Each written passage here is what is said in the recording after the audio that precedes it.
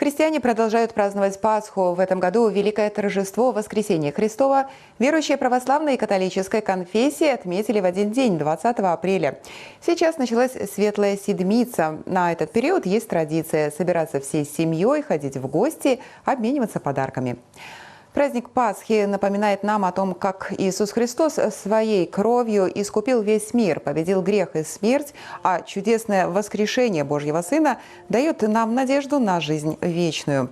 В каждом православном храме в эти дни проходят специальные службы, открытые царские врата и колокольня. Радость. Вот оно, самое пасхальное слово в нашем языке. Вся полнота Церкви благовествует нам радость великую. Воскрес Христос, и смерть побеждена. Воскрес Христос, и ад сокрушен. Воскрес Христос, и торжествует жизнь. По мысли священномученика Илариона Троицкого, во Христе человеческая природа получила прививку нетления.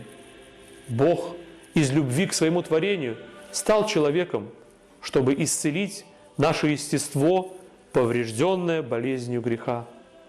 Совершенно не случайно святые отцы учат, что в лице Христа человеческое начало соединилось с божеством неразлучно и нераздельно.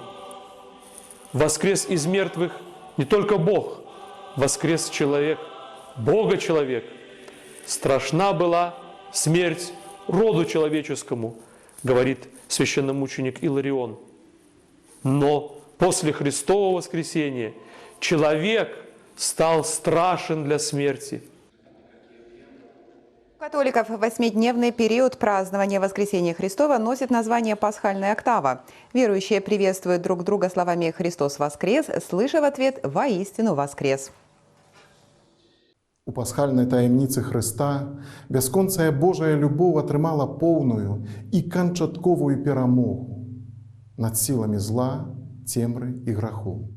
Мы верым, што ўваскрасенне Хрыста мае панадчасавы характар, з'яўляецца заўсёды актуальным і датычыць кожнага з нас. Як кажа нам святы апостал Павел, калі ж мы памерлі з Хрыстом, то верым, што і жыць будзем з ім, ведаючы, што Хрыстус, які ўваскрос, ужо не памірае, смерць ужо не мае над ім улады. Ці ж можа быць для нас большая радасць, чым усведамленне, што кожны дзень нашай зямной вандроўкі мы крочым не да пустаты і небыцця, а да паўнаты новага, сапраўднага жыцця, у якога не будзе канца. Няхай уваскрослы Хрыстус умацоўвае нашае сэрцы ў веры, надзеі і любові. Няхай адкрывае нас на дар міру, адзінства, прабачэння і паяднання.